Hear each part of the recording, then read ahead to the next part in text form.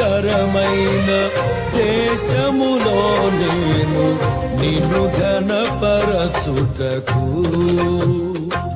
నీ మహిమాత్మతో నింపి సురక్షితముగా నన్ను నివసింపచేసితివి.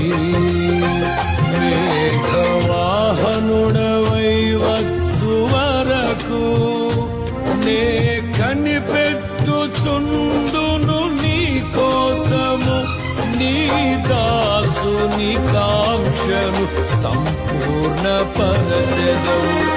ఆరాధన నీకే నా యేసయ్యా, స్తుతి ఆరాధన నీకే నా యేసయ్యా.